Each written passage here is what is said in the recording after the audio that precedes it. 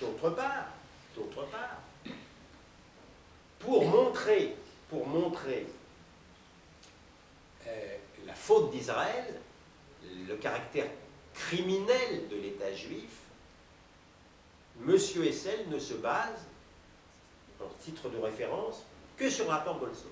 Il dit, regardez, ce juif, il incite, c'est évidemment la technique hesselienne qu'il a appris chez les gauchistes pro-palestiniens, regardez ce juif, eh bien, il dit, dans son rapport onusien, que les Israéliens ont commis des crimes de guerre et peut-être même des crimes contre l'humanité. Il n'y a qu'un seul malheur pour Stéphane Hessel, pour ses lecteurs et pour Israël, c'est que le 1er avril 2011, pendant que le livre continuait à être diffusé avec, justement, en référence, le rapport dont je vous parle, M. Goldstone, dans une interview au New York Times, a fait complètement volte-face. Il a fait totalement son autocritique. Il a dit, il y a eu des crimes de guerre et peut-être des crimes contre l'humanité, mais c'est le Hamas qui les a commis en utilisant des boucliers humains, en jetant des roquettes sur la population civile. Et Israël ne faisait que se défendre. L'élémentaire honnêteté intellectuelle, j'ai honte d'être aussi naïf, aurait commandé que l'on fasse une sorte de note en bas de page, je ne sais pas, pour justement corriger ce dont il avait fait fond. Aujourd'hui encore, ce livre planétaire continue de véhiculer ce mensonge qui a fait tellement de mal à Israël et qui fait tellement de mal au pays qui souhaite utiliser la force légitime pour vaincre le terrorisme. Parce que, ne vous y trompez pas, certes, Stéphane Hessel a une haine obsessive contre l'État juif, mais ça n'est jamais que la forme extravagante de sa haine générale contre les États-nations occidentaux qui veulent lutter contre le terrorisme. L'un est insécable de l'autre. Son antisionisme radical et pathologique, pour rester aimable, n'est qu'en prime par rapport à cette détestation-là que l'on retrouve d'ailleurs au plan intérieur sur sa manière bêtifiante de traiter de manière complètement simpliste du problème des sans-papiers. Donc il parle dans son livre. Les sans-papiers en France sont bien entendu les nouveaux juifs. Le culte, la dilection pour l'altérité, on la retrouve là, dans le cadre intellectuel, ou quasi-intellectuel, que je vous ai décrit au début de ma causerie. Mais je dis également dans mon livre, parce que vous avez des choses inouïes qui ont pu s'écrire et qui expliquent le succès de ce livre.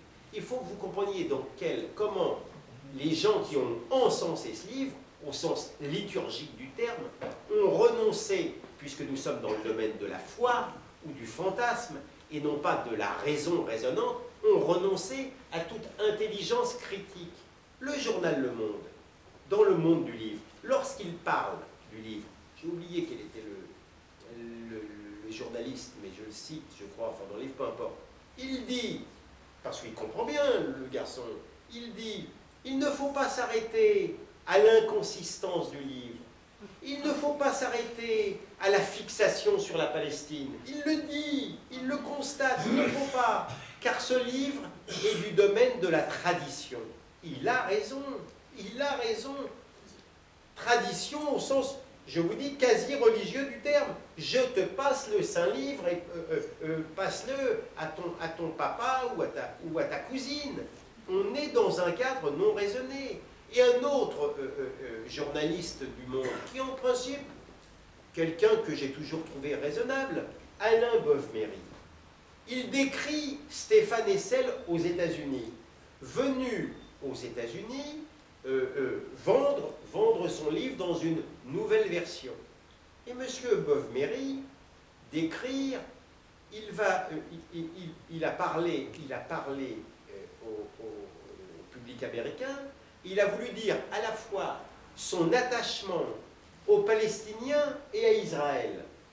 Il le dit sans crainte de ridicule, monsieur Bovmery, alors qu'il a eu pourtant l'ouvrage en main.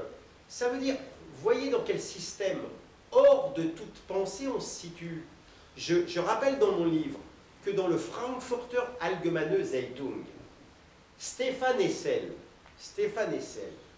interrogé, a dit il y a beaucoup plus grave que l'occupation nazie, c'est l'occupation par Israël des territoires de Palestine.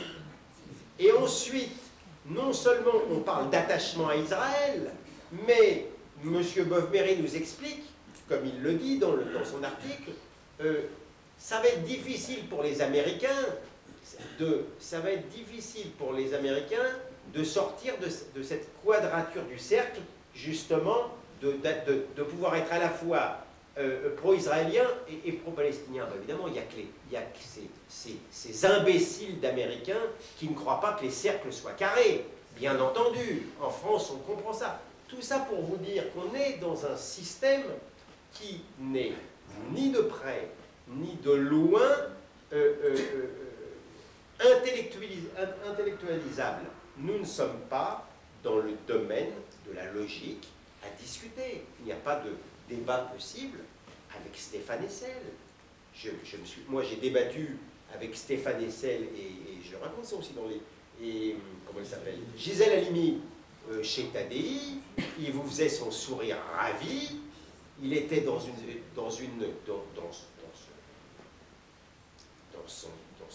onctuosité de grand prêtre.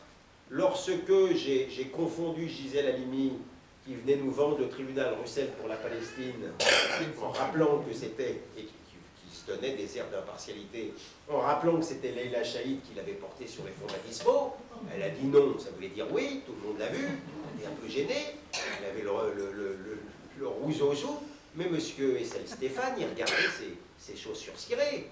Il n'a pas dit, bah oui, c'est vrai, etc. On a affaire à quelqu'un qui résiste avec beaucoup de vaillance à la nudité de la vérité. Ça, il n'y a aucun doute là-dessus. Mais j'en veux, et ça sera pour terminer, j'en veux beaucoup plus aux essais idolâtres qu'à Stéphane Hessel. Il n'y a aucun doute là-dessus. Télérama, pour terminer, pour vous donner encore un exemple, mais malheureusement, je n'aurai pas assez d'une vie pour ça, mais Télérama, en dépeignant le portrait de Stéphane Hessel, eh bien, il l'a dépeint il y a quelque temps comme un dissident. Ce serait un dissident, Stéphane Hessel. Ils veulent nous faire croire qu'aujourd'hui en France, être pour les sans-papiers, être pour les Palestiniens, être contre les riches pour les pauvres, ça vaudrait le goulag. Je ne suis pas en train de juger de la qualité de leur choix, mais la réalité des choses, elle est tout autre. Je dis et je confirme que Stéphane Hessel, il est du côté du sabre, du goupillon et du sceptre. Les gens qui se battent pour Israël, les gens qui se battent pour que le peuple français ait le droit de réguler ses flux migratoires selon les lois de la République, sans haine pour quiconque, mais avec la fermeté requise pour malgré tout que les Français puissent vivre dans un sentiment de quiétude et d'avenir, eh bien ces gens-là, ce sont eux les dissidents. Ces gens-là, ce sont eux les résistants. Donc ça, c'est aussi une forme d'imposture que de se revendiquer pour le même prix, d'être du bon côté du manche, et pour le même prix de prendre la posture du martyr.